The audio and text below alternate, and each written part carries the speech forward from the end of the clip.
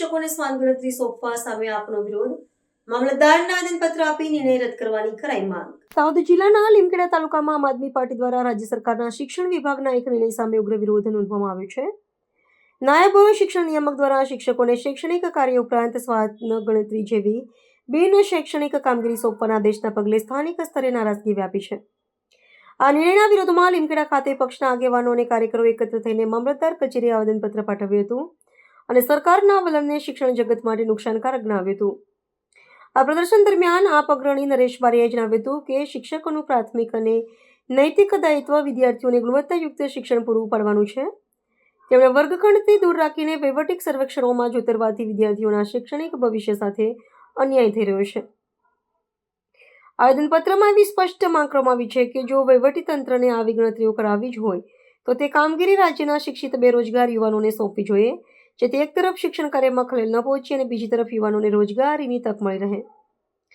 સરકાર સમક્ષ રજૂઆત કરતા પક્ષ દ્વારા ચીમકી ઉચ્ચારવામાં આવી છે કે જો આ ગેરવ્યાજબી નિર્ણય પર પુનઃ વિચાર કરવામાં નહીં આવે અને તેને તાત્કાલિક અસરથી રદ કરવામાં નહીં આવે તો આગામી સમયમાં સમગ્ર ગુજરાત પ્રદેશમાં ઉગ્ર આંદોલન છેડવામાં આવશે।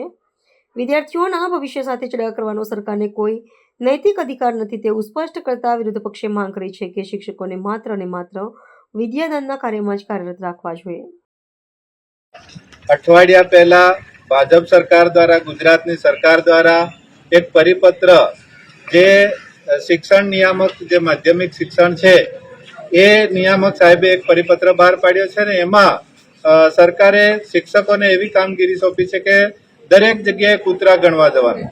તો હવે ગામડામાં કૂતરા હોય, અમુક કૂતરા જંગલમાં હોય, અમુક ખેતરોમાં હોય, તો આ શિક્ષકો લગભગ મહિના 2 મહિના સુધી તો એ કૂતરા ગણી શકવાના નથી અને સાથે એ ભવિષ્ય બાળકોનું જે જીવન છે એ ભવિષ્યનું શું એના માટે અમારી આમ આદમી પાર્ટી દ્વારા અમે સરકારશ્રીનો આ પરિપત્રનો અમે વિરોધ કરીએ છીએ અને અમારી સાથે સાથે એક બીજી પણ માંગ છે।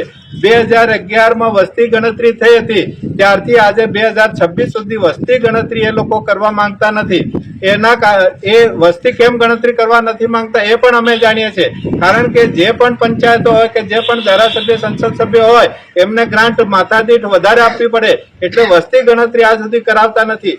હજી તો ગામડામાં કેટલી વસ્તી છે એ સરકારને એ આંકડાની ખબર નથી અને પરિપત્ર શિક્ષણનો એ કર્યો છે કે કૂતરા ગણવા જોઈએ। હવે કૂતરાના પાસે બચ્ચા કેટલા હોય એની પણ ગણતરી સરકાર કરવા માંગે છે। તો અમારી સરકારને વિનંતી છે કે ખરેખર તમે શિક્ષણને નબળું પાડી રહ્યા છે, અમારા ગુજરાતને નબળું પાડી રહ્યા છે, તો આ પરિપત્ર પાછો લે, નહીં તો અમે ગુજરાત લેવલે આ જે કૂતરાનો પરિપત્ર થયો છે એનો વિરોધ કરીશું। તમારે બહુ કૂતરા ગણાવવાની ઈચ્છા હોય તો અમારા બેરોજગાર યુવાઓ અત્યારે ઘરે ઘરે રોજગારી માટે વલખા મારે છે, તો સરકાર એમને કામગીરી સોંપે તો એ ગમે ત્યાં જઈને કૂતરા ગણી શકે। સાથે સાથે અત્યારે સરકારને બીજી પણ વિનંતી છે કે તમામ પંચાયતોમાં અત્યારે એક તલાટી જોઈએ એની જગ્યાએ 5 પંચાયતો હોય ને એક તલાટી રાખ્યો છે। ગ્રામ સેવકોમાં પણ અત્યારે ભરતી નથી થઈ, એક ગામનો એક ગ્રામ સેવક હોવો જોઈએ એની જગ્યાએ આજ સુધી ભરતી નથી કરતા। બેરોજગારો વલખા મારે છે।